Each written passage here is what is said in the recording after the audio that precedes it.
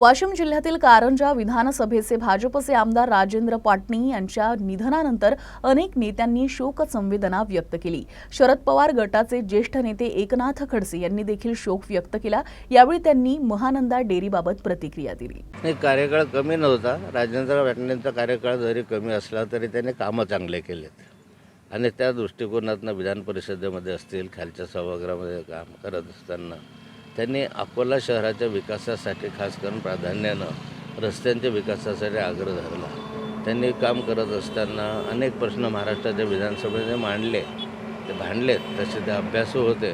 बोलणं कमी होतं सभागृहामध्ये, परंतु विषय जे मांडत होते ते आग्रहपूर्वक नीटपणे मांडत होते आणि माझ्याबरोबर एक चांगले संबंध त्यांचे होते।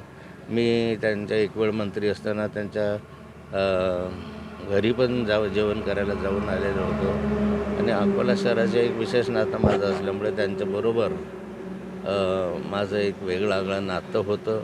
ते गेल्यामुळे मला दुःख वाटलं, अतीव मला त्या संदर्भामध्ये दुःख आहे। मी त्यांना भावपूर्ण श्रद्धांजली अर्पण करतो। एक पारिवारिक संबंध होते, त्यामुळे एक नातं जे होतं ते राजकारणाच्या पलीकडचं नातं मनोहर जोशी साहेबांचं आमचं होतं, पारिवारिक नातं होतं। ते गेल्यामुळे परिवारातला एक सदस्य गेला याचं दुःख मला आहे। कोणी राजकारणी गेल्याचं दुःख नाही आहे, पण माझ्या परिवारातला एखादा भाऊ, एखादा मोठा बंधू, एखादा नातेवाईक जवळचा गेला, इतकं जेवढं दुःख होतं त्यापेक्षा काही अधिक दुःख, अधिक वेदना माझ्या मनामध्ये आज आहेत। महानंदा डेअरी ही नॅशनल डेअरी डेव्हलपमेंट बोर्डाकडे वर्ग करावी, गुजरातकडे देण्यात यावी, अशा स्वरूपाचा एक विचार राज्य शासनाचा सुरू आहे।